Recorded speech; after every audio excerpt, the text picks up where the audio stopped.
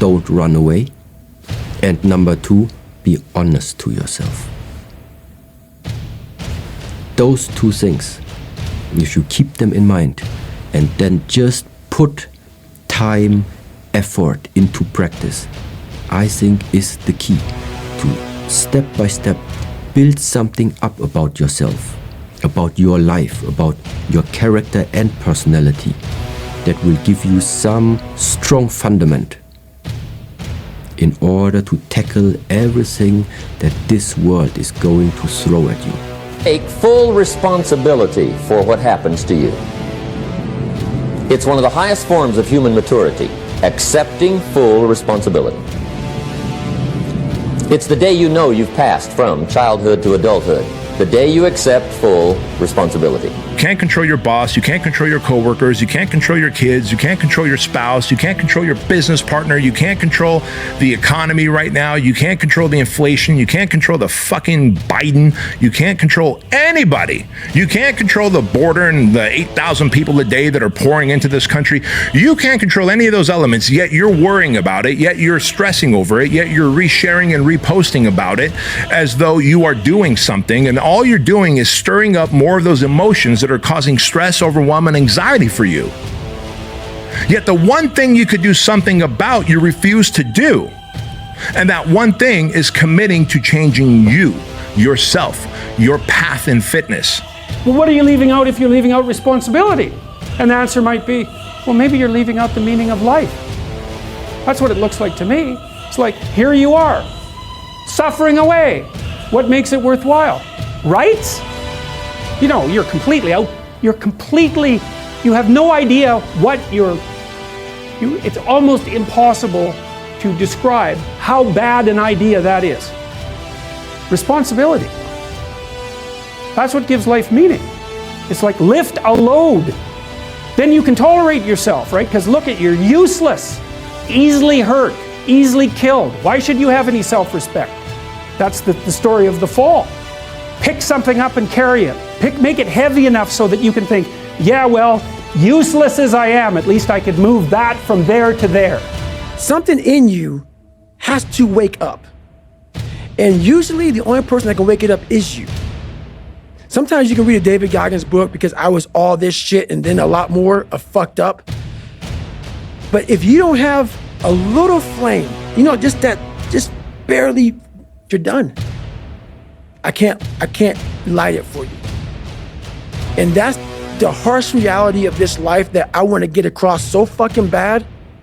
You can watch me, you can watch you, you can watch fucking Rogan and Cameron Haynes, all these motherfuckers. You can go to Tony Robinson's fucking bullshit, all this shit. You can do all this shit. If you could keep going back and keep spending money and spending money and spending money with no results, you can wonder, wow, maybe let me go try out David Goggins. He ain't gonna fucking help you.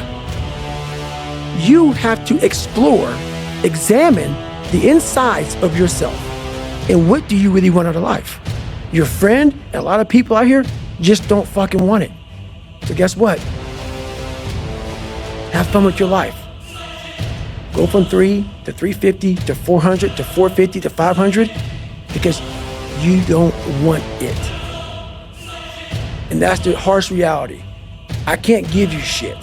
Ownership means that what you have, it's yours. And when it's yours, you'll do anything you can to make it better, to increase it, to develop it.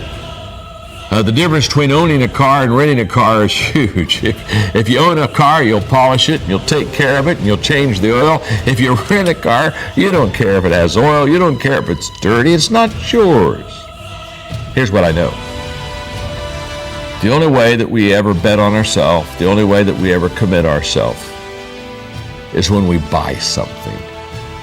So if you're just still trying to rent life and try to rent people and rent experiences and rent events, you're never going to give it your full commitment.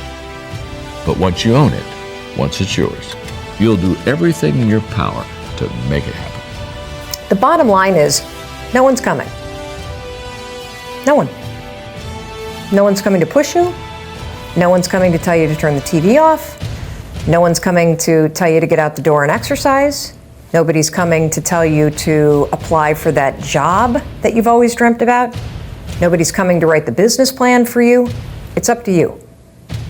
And because you're only ever going to do the things that you feel like doing right now or that feel good right now, unless you understand that you've got to parent yourself, you got to push yourself, you're not going to make your dreams come true. You're just not. We're not wired that way. You weren't born that way, you weren't that way when you were growing up, and you're certainly not that way as an adult. There's a moment when every boy realizes no one's coming to save him. And that's when he becomes a man.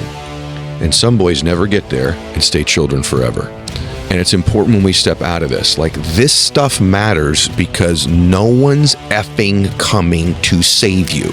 No one's going to make you better at your business. No one is going to get you to be a better persuader of people or framer of people other than you. And I just feel like that's one of the more profound philosophical comments. There's a lot of grown men and women that are still boys and girls because they think someone else is coming to change their life. If you want to know something about yourself, sit on your bed one night and say to yourself, you got to mean this. Like, you got to be desperate. This is no game, this. It's like, my life is not everything I want it to be, and perhaps it's not everything that I need it to be. And by need, I mean my life is so unbearable that the suffering that's attendant upon that is make me nihilistic, cynical, bitter, resentful, homicidal, genocidal, unable to have a good relationship, prone to punish people for their virtues because of my jealousy, driving the proclivity to see evil everywhere except within my own heart. Like, these are problems, man. And you ask yourself, you sit on the bed and say, okay, man, I'm ready to learn something. Like, what's one thing I'm doing wrong that I know I'm doing wrong that I could fix, that I would fix? It's like, you meditate on that, you'll get an answer. And it won't be one you want, but it'll be the necessary one.